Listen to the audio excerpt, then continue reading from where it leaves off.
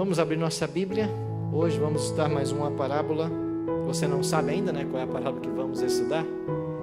Mas a cada dia, quando a gente para olhar a Bíblia, a gente descobre coisas maravilhosas. E eu queria hoje pensar um pouquinho com vocês na parábola das 10 virgens. Essa é uma parábola extraordinária. Ela está aqui em Mateus 25. Então, se você trouxe sua Bíblia, por gentileza, abra com a gente em Mateus 25. A parábola das 10 virgens. Temos aprendido aqui às quartas de que Jesus era o mestre do ensino. E através das parábolas, ele busca deixar lições espirituais para todos nós. Quais são os elementos dessa parábola? Ao ler, vamos prestar atenção nos elementos que aparecem aí. Qual é o principal ensino da parábola? Esta parábola foi dada para mostrar a nossa real necessidade do Espírito Santo. Esse é o grande motivo dessa parábola. Então vamos começar no verso 1. Então, o reino dos céus será semelhante a 10 virgens que, tomando as suas lâmpadas, saíram a encontrar-se com o noivo. 5 dentre elas eram nécias e 5 prudentes. As nécias, ao tomarem as suas lâmpadas, não levaram azeite consigo. No entanto, as prudentes, além das lâmpadas, levaram azeite nas vasilhas. E tardando o noivo, foram todas tomadas de sono e adormeceram. Mas, à meia-noite, ouviu-se um grito: eis aí o noivo, saía ao seu encontro. Então se levantaram todas aquelas virgens e prepararam as suas lâmpadas. E as nécias disseram às prudentes: dai-nos do vosso azeite, porque as nossas lâmpadas estão se apagando. Mas as prudentes responderam: não, para que não nos falte a nós e a vós outras. Ide antes aos que o vendem e comprai-o. E saindo elas para comprar, chegou o noivo. E as que estavam apercebidas entraram com ele para as bodas, e fechou-se a porta. Mais tarde, chegaram as virgens nécias, clamando: Senhor, Senhor, abre-nos a porta. Mas ele respondeu: em verdade vos digo que não vos conheço. Vigiai, pois, porque não sabeis nem o dia e nem a hora. O último verso da parábola nos remete ao evento maior que os cristãos aguardam, a volta de Jesus. Sobre esse evento, ninguém sabe o dia nem a hora.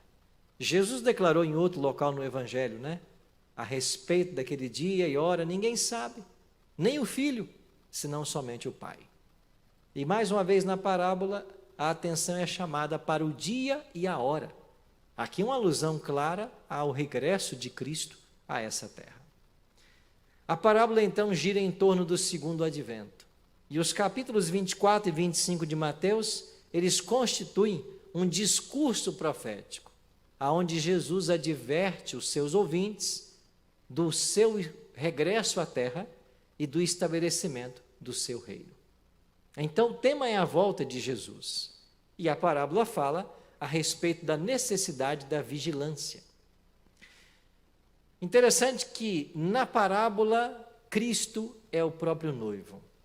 A Bíblia ensina isso. Quando você vai, por exemplo, para Apocalipse, capítulo 19, verso 7, João escreveu assim: alegremo-nos, exultemos e demos-lhe a glória, porque são chegadas as bodas do Cordeiro, cuja esposa a si mesmo já se ataviou. Bodas é uma palavra mais arcaica para casamento. Então, a festa aqui é uma festa de casamento. Jesus quis chamar a atenção para a sua volta, falando de algo que era conhecido dos seus ouvintes. Então, ele falou de uma boda, de um casamento.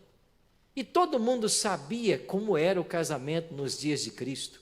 Os seus ouvintes eram conhecedores de todos os detalhes. Não era como hoje acontece na nossa cultura ocidental. Era muito diferente. Nos dias de Cristo, alguém se comprometia, os pais geralmente encaminhavam esse comprometimento, e havia o período de 1 ano. Esse comprometimento durava mais ou menos 1 ano, e esse ano era o tempo que o noivo tinha para preparar a casa, para receber a sua futura esposa. Quando chegava o tempo do casamento, cortejos aconteciam. Então, como funcionava? O noivo saía da sua casa, da casa do seu pai, e se dirigia até a casa da noiva. E enquanto ele fazia esta caminhada, as pessoas amigas, os convidados e até estranhos, por curiosidade, iam se juntando ao grupo, à multidão, para ver a celebração. E quando o noivo chegava na casa da noiva, ela o estava esperando, então ele pegava agora a noiva e eles começavam agora uma outra caminhada até o local onde aconteceria o casamento, a festa. Geralmente na casa do pai do noivo. E nesse trajeto de buscar a noiva, quando isso acontecia à noite, todos dependiam de uma lamparina, de uma lâmpada, para caminhar por aquelas estradas onde não havia luz elétrica. Estamos falando dos dias de Cristo, onde o azeite era usado como combustível e um pedaço de tecido como um pavio, e ali lâmpadas de cerâmica eram o que eles tinham para iluminar a escuridão. E as pessoas iam se juntando a esses cortejos com suas lâmpadas, e quanto mais lâmpadas, maior a claridade. Mas os casamentos geralmente não aconteciam muito tarde. O normal era que ele acontecesse logo após o pôr do sol, no mais tardar. E enquanto Cristo contava essa história, ele tirou essa história de uma cena real. Enquanto ele via um cortejo se aproximando dos nubentes, ele se dirigiu aos discípulos e começou a contar essa história. E ele disse que ali estavam 10 virgens. Então alguns elementos vão aparecendo. As moças queriam se unir ao cortejo para irem para a casa do noivo onde aconteceria a celebração. E todas possuíam lâmpadas, todos possuíam azeite para alimentar as lâmpadas. Mas Cristo falou que metade delas eram nécias, eram tolas. Por quê? Porque não levaram azeite de reserva. Elas tinham azeite na lamparina, mas não tinham azeite de reserva. Agora, 5 delas, chamadas na parábola de prudentes, além de ter azeite nas lâmpadas, elas também tinham uma reserva, porque era incerto o horário que o noivo chegaria. Então, estas virgens, elas representam as pessoas e como elas estão aguardando a vinda do noivo, que é Cristo. Na parábola, 50% agiu com sabedoria e 50% agiu com tolice. Se trouxermos para os nossos dias, eu acho que essa comparação não é mais justa. Nós não temos hoje o planeta Terra dividido metade, de pessoas esperando Cristo voltar. Pelo contrário, você tem uma minoria que acredita nessa doutrina. E dentro daqueles que acreditam, você tem aqueles que estão levando o cristianismo a sério e estão se preparando. Porque você também tem muito cristão que não leva nada a sério. Ele vai mais na igreja por uma questão de status, alguns até para apaziguar sua consciência. Mas alguns estão levando a sério a vida cristã. Eu acho que você que está aqui nessa noite de quarta, uma noite chuvosa, você podia estar em casa já dormindo, né? Ao barulho da chuva, que é tão gostoso. Mas você está aqui, eu acho que você está interessado. Eu acho que você pertence ao grupo daqueles que estão preocupados com a vida espiritual. Deixa eu falar também para você que está nos acompanhando pela internet. Eu não quero dizer que o fato de você não estar aqui não quer dizer que você não seja um interessado, que você não tenha desejo de se preparar para a volta de Jesus. Mas a grande verdade é que muitos poderiam estar aqui. e não quiseram.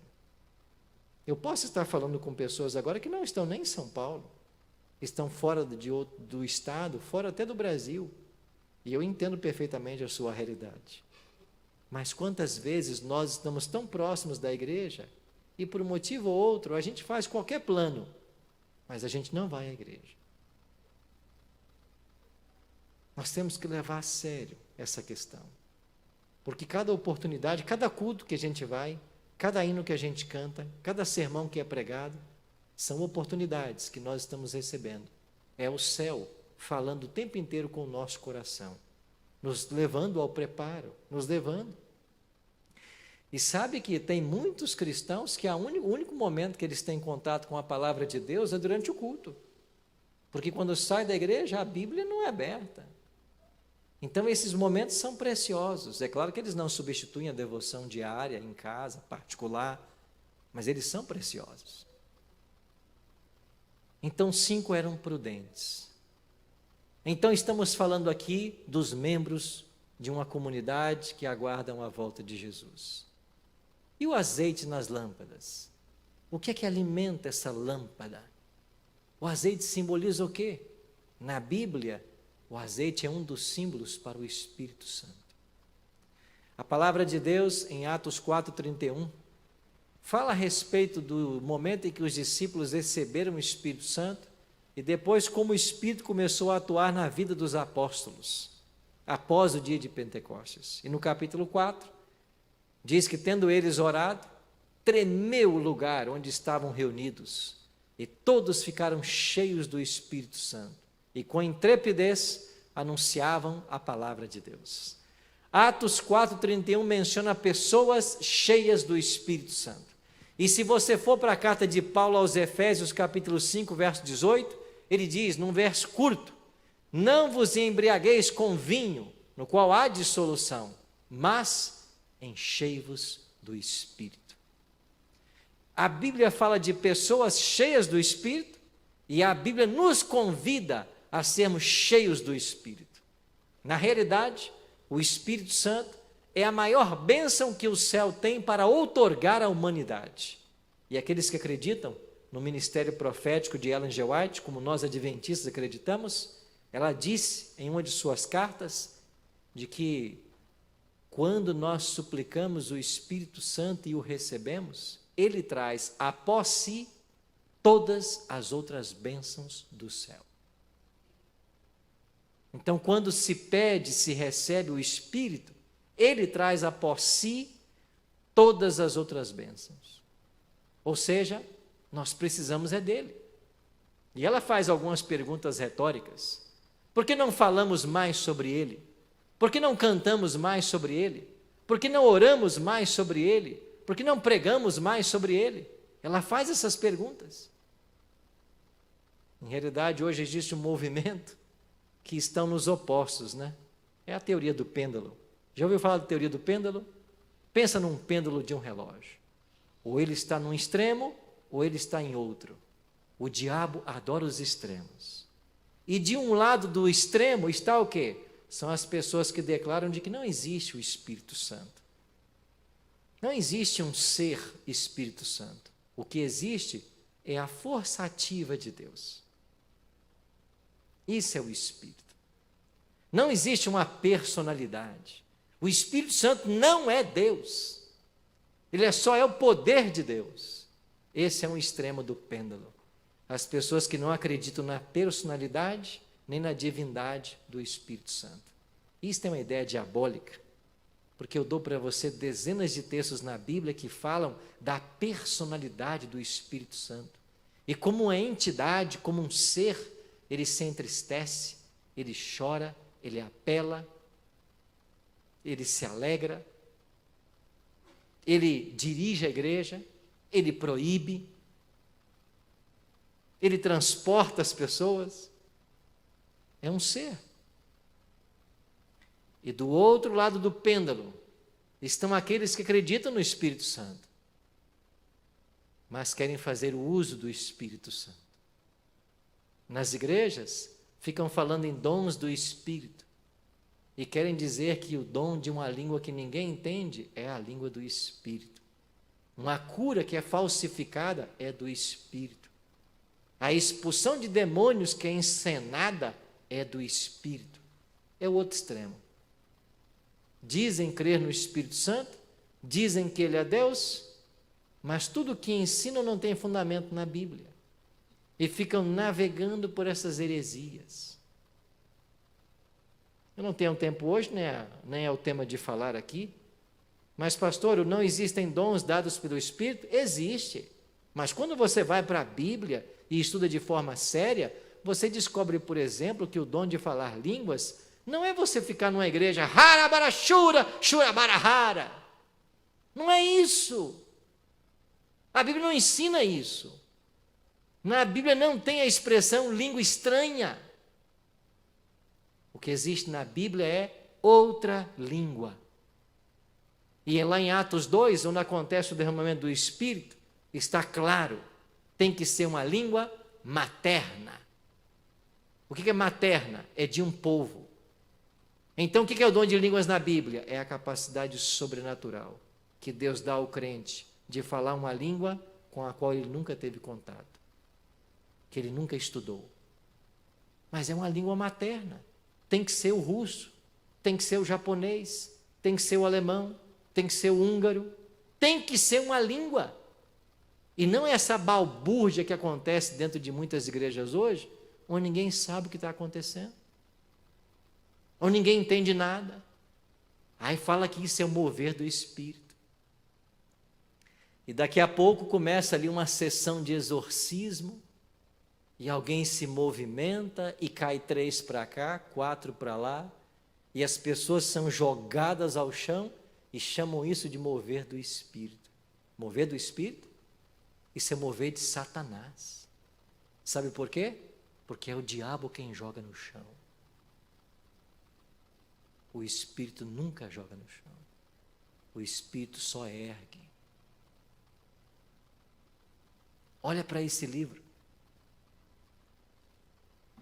Encontra aqui nesse livro um exemplo onde alguém que estava cheio do Espírito Santo caiu pelo chão, foi derrubado. O Espírito só ergue, quem derruba é o diabo. Não me venha com essa história de mover do Espírito, de estar cheio do Espírito. Não. Sabe o que é estar cheio do Espírito? É você produzir os frutos do Espírito. Isso está cheio. Vai lá para Gálatas 5, 22, 23. Quais são os frutos do Espírito? Amor, alegria, paz, bondade, mansidão, longanimidade, domínio próprio. As pessoas que estão cheias do Espírito, elas têm essas coisas. Isso é ser cheio do Espírito. Não ficar derrubando os outros na igreja. Sessão de riso. Não. Essas pessoas querem usar o Espírito, mas o Espírito não pode ser usado. Entendeu? O Espírito não pode ser usado. É o Espírito quem usa. Você não pode usar o Espírito. É o Espírito que usa você. É totalmente diferente. Então, o Espírito é simbolizado na parábola pelo azeite. E, finalmente, não é esta a grande necessidade da igreja no tempo atual? Quando você olha para o Apocalipse, eu pergunto, qual é a igreja do Apocalipse que nós estamos vivendo nesse exato momento? Não é Laodiceia? Nós não estamos no período laodiceiano? E qual é o conselho que Cristo dá à igreja de Laodiceia? Apocalipse 3, 18. Aconselho-te de mim que compres ouro refinado pelo fogo para te enriqueceres, vestiduras brancas para te vestires e colírio para ungir os olhos, a fim de que vejas. Esse colírio é também um símbolo do Espírito Santo. O que Laodiceia precisa é do colírio do Espírito, para discernir a sua própria nudez, a sua própria pobreza espiritual. E a porta? porque tardou o noivo. Que horas eles gritaram que o noivo estava chegando? Meia-noite. Por que meia-noite? A hora mais escura, a hora onde as trevas são mais densas. Aí ouviu-se o grito: eis aí o noivo. E quando o grito foi soado, as 10 virgens acordaram. Isso quer dizer que todas estavam dormindo. Mas 5 tinham o azeite e 5 não tinham. As que tinham, prepararam suas lâmpadas, se juntaram ao cortejo e foram para a ceia, para a festa do casamento. As que não tinham azeite tentaram comprar, mas quando voltaram, a porta já estava fechada. E o noivo disse para elas: eu não vos conheço, eu não sei quem vocês são. A porta já está fechada, os meus amigos já entraram todos. Quem são vocês? O que significa essa porta fechada? Deixe que a Bíblia responda. Apocalipse 3:7 diz: ao anjo da igreja em Filadélfia escreve: estas coisas diz o santo, o verdadeiro, aquele que tem a chave de Davi. Quem é esse? Cristo. E o verso diz assim: que abre e ninguém fechará, e que fecha e ninguém abrirá. Cristo é aquele que abre a porta. Quando ele abre, ninguém pode fechar. Mas quando ele fecha, ninguém pode abrir. E Apocalipse 22:11 fala do momento em que a porta da salvação, da oportunidade, vai se fechar para sempre. Apocalipse 22:11 diz assim: continue o injusto fazendo injustiça, continue o imundo ainda sendo imundo, o justo continue na prática da justiça e o santo continue a santificar-se. O Apocalipse 22:11 fala de um momento em que quem está salvo não mais se perderá e quem está perdido não mais se salvará. Chamamos esse momento escatológico de o fechamento da porta da graça. Essa é a porta que se fechou na parábola.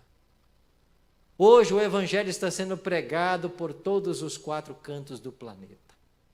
Hoje, através da rádio, da TV, da internet, do evangelismo pessoal, de literaturas, de multiformas, o evangelho está sendo pregado.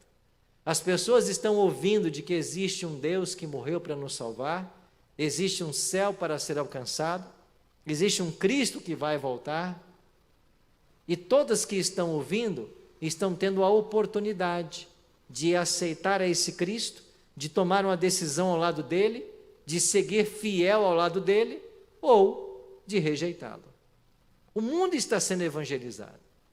E aqui na minha Bíblia, em Mateus 24, versículo 14, é dito que esse evangelho vai ser pregado por todo mundo, para testemunho a todas as nações. Então virá o quê? O fim. O que é o fim? A volta de Cristo. Então Jesus só vai voltar quando o evangelho for pregado. E ele está sendo pregado. Mas quando esse Espírito ensinado na parábola vier sobre o povo de Deus, no momento final, ele vai se chamar chuva serôdia. Muitos se levantarão com grande poder, e aquilo que não foi feito em séculos será feito em poucos dias. E o evangelho atingirá a última criatura, o último ser humano, a última pessoa. E a porta vai se fechar. Eu e você estamos vivendo no período da porta aberta. Ainda há chance. Agora, o que eu não posso fazer é ficar patinando na minha vida espiritual. É não sair do lugar. É não tomar decisões. É não levar a religião a sério. É não me comprometer de vez. A parábola nos ensina de que Jesus é o noivo. A noiva é a igreja.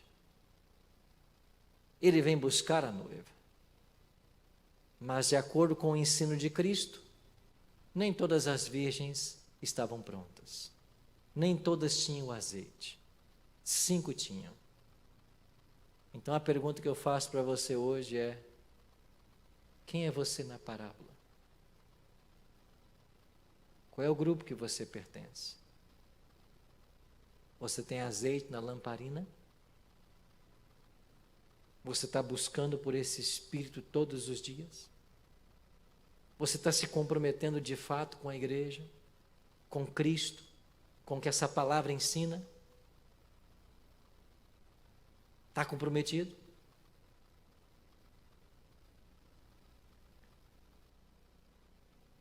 Ao longo de 27 anos de ministério, eu já vi os dois extremos. E outro dia eu estava em Salvador, num evento, lá na Bahia. Me apresentaram uma jovem que foi parar num hospital, numa situação entre a vida e a morte. E ela só escaparia por um milagre. E Deus operou milagres, segundo a mãe dela me contava. E ela foi salva. Deus fez um milagre. E ela saiu do hospital viva. Ela estava agora no evento onde eu estava pregando. E a mãe dizia para mim: pastor, essa menina passou por um milagre, mas ela não se entregou a Cristo ainda.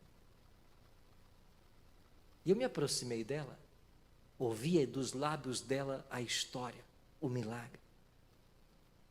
E depois de ouvir, eu fiz uma pergunta para ela: o que falta então para você entregar a sua vida completamente a Jesus, depois de um milagre como esse?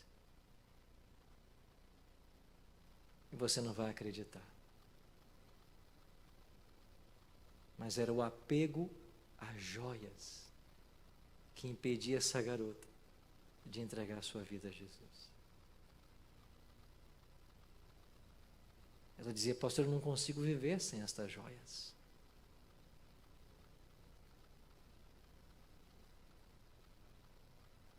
Eu pensei no íntimo do meu coração: alguém que foi salvo da morte não pode tirar um colar, uma pulseira, um brinco, para declarar fiel a Jesus em tudo que a palavra ensina.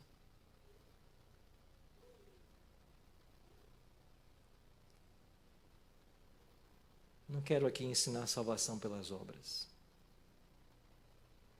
Não quero ensinar para você que uma pessoa, porque usa, vai se perder ou vai se salvar. Não estou ensinando isso. Mas o que me admirava é ver alguém que passou por um milagre tão grande, preso a uma coisa tão pequena, insignificante, diante do que Deus havia feito na vida dela.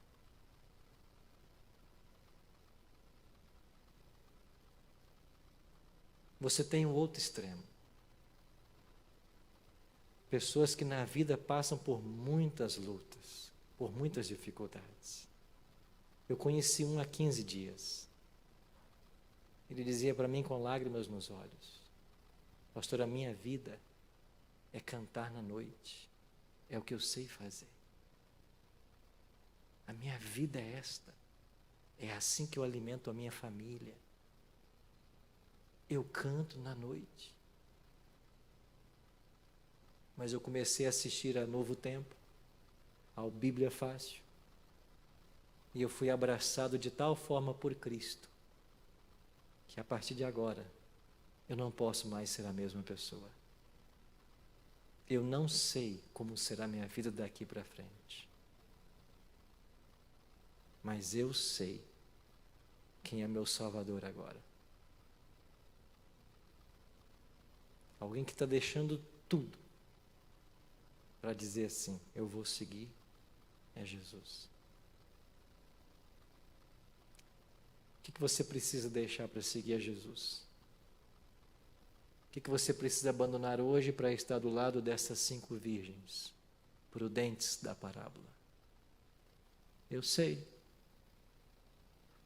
E é aquilo que te prende a esse mundo.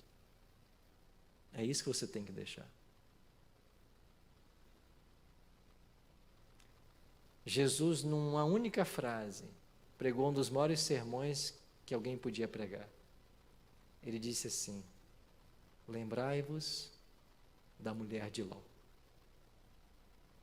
Jesus só disse isso.